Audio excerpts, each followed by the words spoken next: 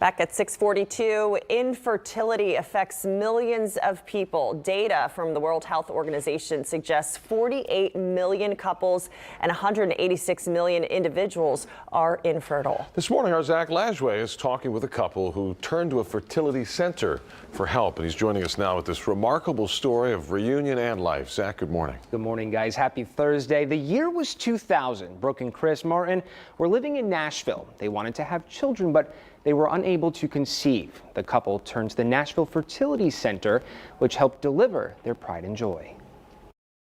Twins, Christopher and Matthew Martin, conceived through IVF, born on October 18, 2000, 3 minutes apart. With two happy and healthy baby boys, Brooke and Chris were over the moon, and the Martins were complete, a family of 4.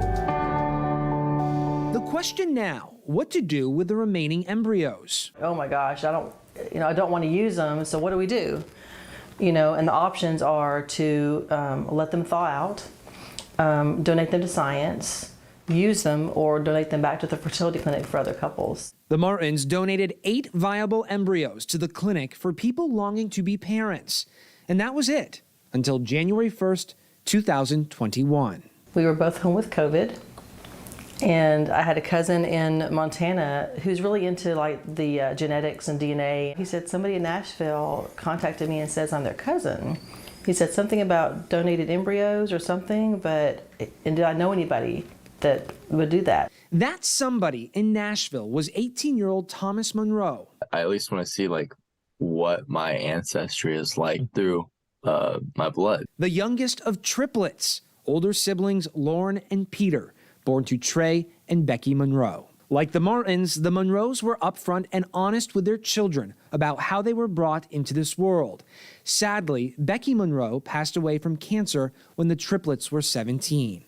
But with her blessing, there was a possibility of a new beginning. You see, Trey Monroe was adopted, and through his journey to trace his biological ancestry, he offered the triplets their own journey of discovery. Sometimes I feel like that they've just been always there in our life in a way, even before we knew them. I video chatted with Thomas Monroe, who lives in Tennessee. And I also chatted with Christopher Martin, who lives in Waco. I think the timing of it was perfect, if I'm being honest, just because we were at the age where we could digest it ourselves. So my twin and I got the pictures of them. It was like, oh, we know for sure. Lauren, she looks just like me and is exactly like me. From looks to hobbies, even mannerisms, there are so many similarities between the Monroe and Martin children. Music for sure is the big one. We both share the exact same music bone. The story obviously is not done. Your parents donated a total of 8 embryos. This is 3 accounted for. There's potentially 5 more. Yeah. What are your thoughts on that? I would love for there to be more. I'd love to be 80 and walking around and some little boy run up to me and say that he's my brother. Wild story, right? Brooke and Chris credit their faith for this journey. They say it was their faith that led them to IVF. It was their faith that led them to the decision to donate the embryos.